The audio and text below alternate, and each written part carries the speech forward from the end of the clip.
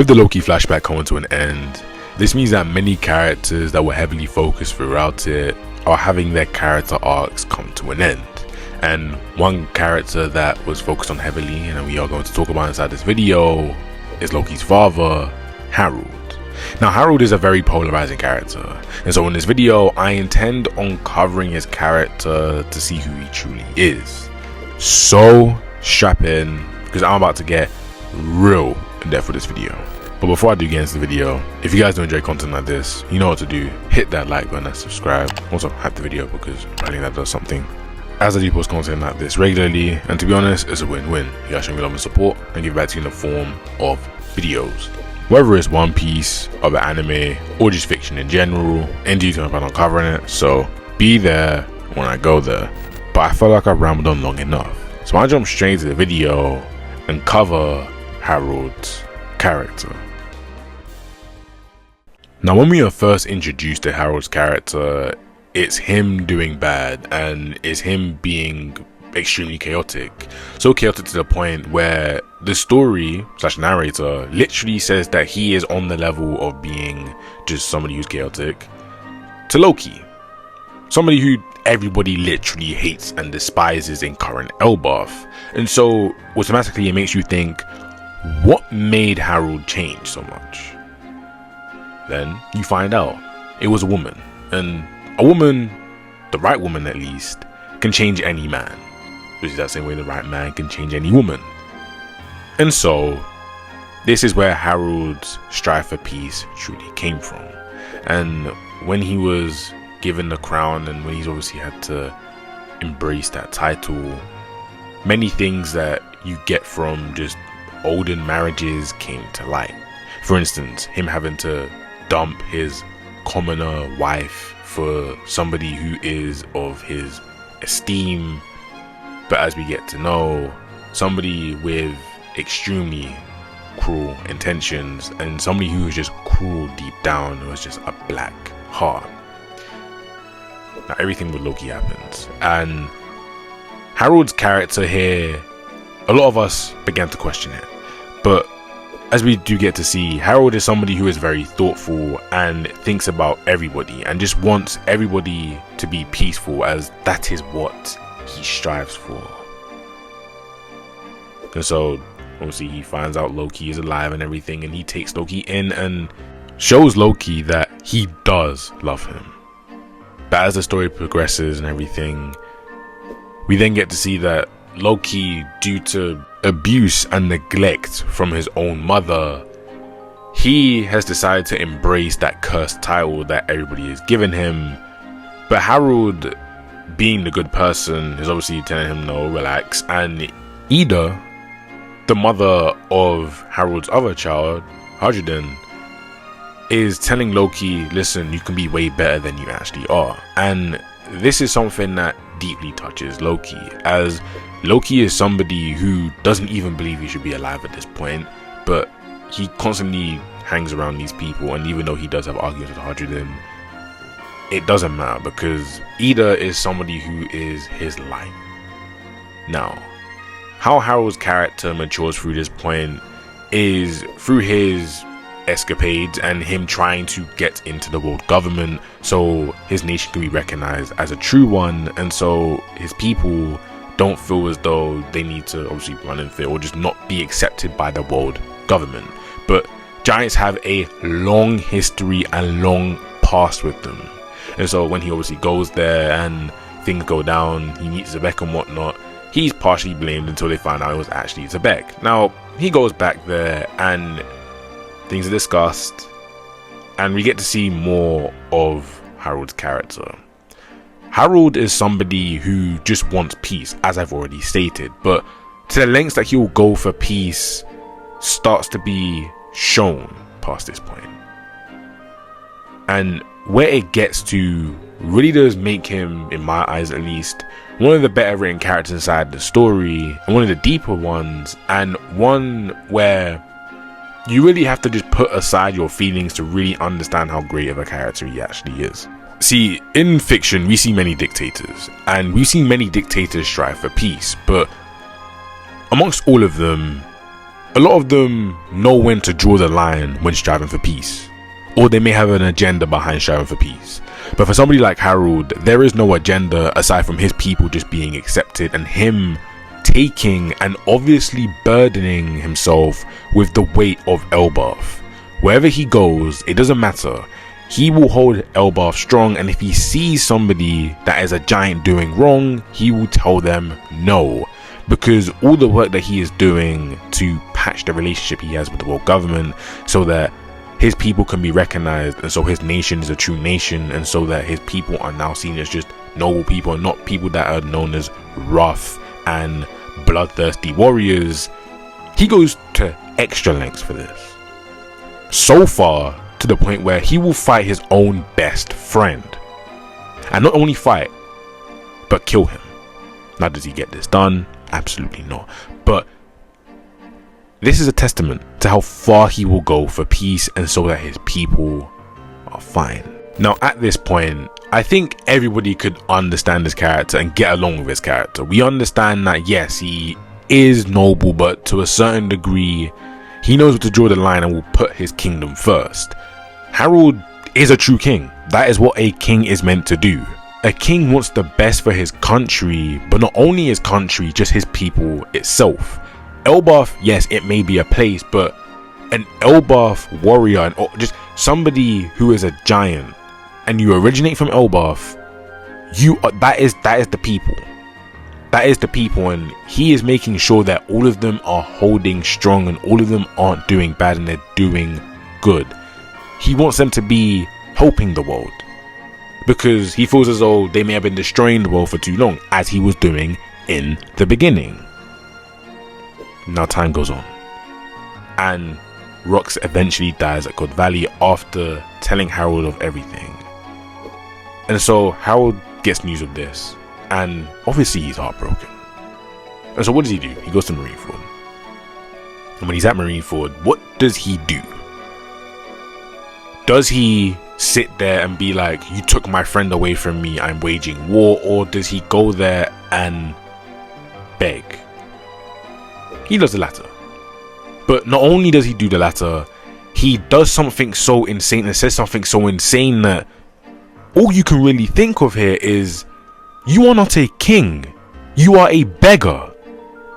He rips off his horns and says, you can make me a slave. My lord! Now, before anybody says anything, that isn't bad writing, by the way. This is actually perfect writing for Harald. Like, this is probably, like, this is what his character is here for. And I'm gonna say it, as a black man, we have seen many people throughout history, let's just say for history, there are people who go through two different paths to get to that end goal. There are either people who will fight for it tooth and nail no matter the circumstances, or there are people who will consistently beg and will work their hardest and play possum to massa to get that top spot.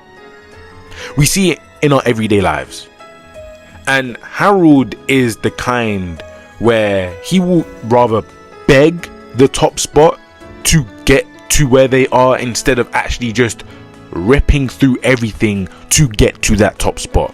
And that is why the dynamic between Rox and Harald is so great, but it's also the reason why I hate Harald. I can love his writing. I believe that those two as a duo is probably one of the best duos we've gotten out of One Piece, especially in the post time skip. I think they're far and away the best. But as a duo, the way we have come to love Rox, and Rox is his counterpart. The reason Oda put them together so much is because Rox knows what the top of the world looks like, and so what he is doing is he is making Rox go there and fight for it tooth and nail and show the top of the world that no, I am not going to sit here and beg. I'm going to go there and I'm going to rip you down. That is what he is there for. But Harald, on the other hand, what Harald is there for is he is there to be like, no, I'm going to make a change in this world, but I'm going to sit here and beg, and I'm going to show people that in the end, yes, I may beg and I may do whatever, but I'm going to make sure that my people are okay. Harald is oblivious to everything, and so he thinks that no violence is the way forward, while Rox knows everything, but he is deciding to just take that brute brute force route. That is the difference between these two. And the thing is that Harald even knew by the end what Emu was about and what everything is there for, but instead of taking his people and being like, we are some of the strongest people on this planet. If we were to mobilize, there isn't a soul out there, especially with the backing of Rox and his crew, there isn't a soul out there who could take us down. But I'm going to sit here and beg, and I'm going because I know that one day I'm going to die, and I don't know how the world is going to turn out. So I'm going to sit here and make sure that my people are recognized as true citizens of the world, and that they are not just rageful beasts that we have been portrayed to be. I believe that what Harald did is he took Ida's message and took it way too far the wrong way. I think that's what we can all see. Yes, he is a king. Yes, he is fighting for his people. Yes, he is doing all these different things that a king is supposed to do. But he is taking it the entire wrong way. And that's just how it is. And with him and Rox being such a prolific duo, this only makes Harald look worse to the eyes of the community. But if you were in this Elbas position without knowing anything, you would say that Harald is doing the right thing. And that's why I think Oda did this so masterfully.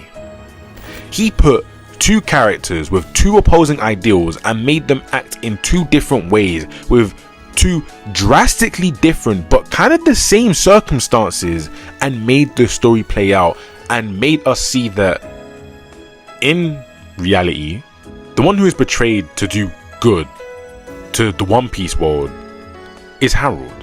But to us, the audience, with retrospect, we know that Xebec here is right and Harald is going about this the wrong way. It's almost as if both of them needed each other. And no, the story makes it known that both of them need each other. If both of them had just accepted each other, for Harald accepting Xebec's ideals and Xebec then getting his strength, but also just how Harald acts just beyond the ideals part with how he's just a king and whatnot, maybe, and just maybe, the One Piece world could be totally different. And that's the thing here. We get to see both of their characters, and more on Harald's character, we get to see how he goes about things.